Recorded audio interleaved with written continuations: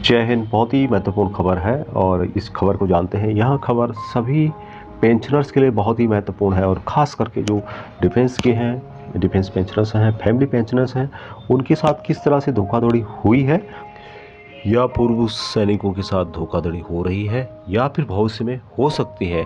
तो तीनों कंडीशंस यहाँ पे दिए गए हैं। संबंध में लेटेस्ट लेटर जारी किया गया है, ऑफिस मेमोरेंडम जारी किया गया है और ये जारी किया गया दोस्तों government of India, ministry of finance, department of expenditure, central pension accounting office से लेटर जारी किया गया है। और यहाँ पे आप लोग देख पा रहे होंगे जो हेडिंग है इसका, alert to pensioners beware of fraud calls, यानी कि सभी पेंशनर्स को आगाह किया जाता है कि वहाँ धोखाधड़ी वाले कॉल से सावधान रहने के संदर्भ में बताया गया है। मैं इसको हिंदी में बता देता हूँ जिससे कि बेहतर समझ में आ सके हम लोगों को। यहाँ पे बताया गया है कि इस कार्यालय के संज्ञान में आया है कि साइबर अपराधी पेंशन भोगियों के जीवन प्रमाण पत्र को अपडेट करने के लिए उन्हें फ़ोन करते हैं और इसके लिए साइबर अपराधी पेंशन भोगी का ब्यौरा, जैसे कि नियुक्ति की तारीख यानी एनरोलमेंट की तारीख, सेवानिवृत्ति की तारीख, पीपीओ नंबर, आधार संख्या, ईमेल पता, मासिक पेंशन नामांकित आदि कहीं से भी प्राप्त करके पेंशनर को यहाँ विश्वास दिलाते हैं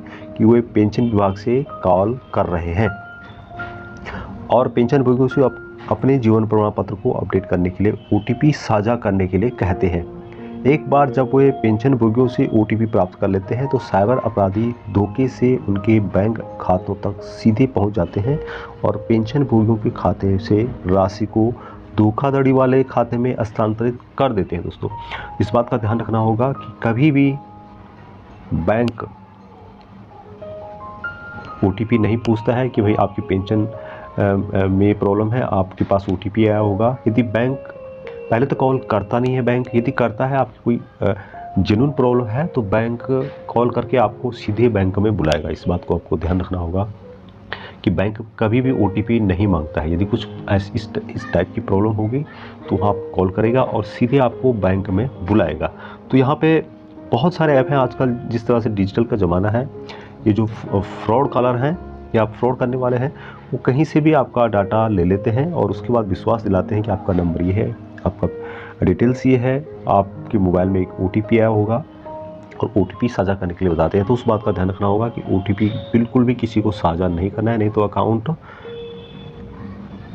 2 मिनट के अंदर खाली हो जाएगा। आगे इसमें बताया गया कि इस संबंध में सभी पेंशन भोगियों को इस प्रकार की धोखाधड़ी कॉल से सावधान रहने के लिए आगाह किया जाता है और सूचित किया जाता है कि सीपीएओ, यानी कि सीपीएओ का मतलब हो गया सेंट्रल पेंशन अकाउंटिंग ऑफिस की ओर से कोई भी व्यक्ति पेंशन भोगी को कोई विवरण पूछने या ओटीपी साझा करने के लिए नहीं बुलाता है, क्योंकि बीच में सीपीएओ का नाम लेकर के काफ़ी पूर्व सैनिकों को इन्होंने बेवकूफ़ बनाया, उनके अकाउंट खाली कर दिए।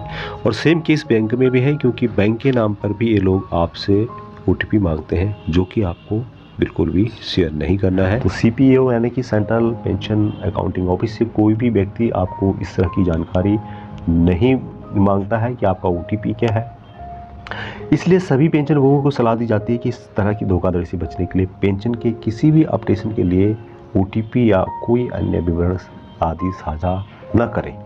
तो यहाँ पे उन्होंने एक लेटर का हवाला दिया है जो कि 1/8/2021 को और 30 सितंबर 2022 को दिया गया था, जिसमें कि वार्षिक जो जीवन प्रमाण पत्र है उसको किस किस तरह से हम जमा कर सकते हैं उसके बारे में बताया गया है। 30 सितंबर 2022 को लेटर है जिसमें कि submission of annual life certificate किस किस तरीके से हम जमा कर सकते हैं उसकी डिटेल्स यहाँ पे बताई गई है, जिसमें कि सबसे पहले आपको ऑनलाइन के माध्यम से आप जमा कर सकते हैं जीवन प्रमाण पोर्टल के माध्यम से, और दूसरा है कि इंडिया पोस्ट पेमेंट बैंक के थ्रू भी आप अपना लाइफ सर्टिफिकेट जमा कर सकते हैं और जिसकी डिटेल्स यहाँ पे दी गई है। तो आप यहाँ पढ़ना चाहते हैं तो पढ़ सकते हैं, वीडियो के डिस्क्रिप्शन में आपको इससे संबंधित लिंक मिल जाएगा। तो ये इंपॉर्टेंट लेटर था जो कि government of India central pension accounting office से जारी किया गया है और ये लेटर काफ़ी इंपॉर्टेंट है और हम लोग स्पर्श की वजह से काफ़ी परेशान है, प्रॉब्लम में है। तो सोचते हैं कि कहीं स्पर्श से कॉल तो नहीं आ रहा है, स्पर्श में कॉल कर रहा हूँ, आपका ओटीपी क्या है। तो इस तरह की प्रॉब्लम के लिए आपको स्पर्श कभी भी ओटीपी नहीं मांगेगा, इस बात का आपको ध्यान रखना होगा।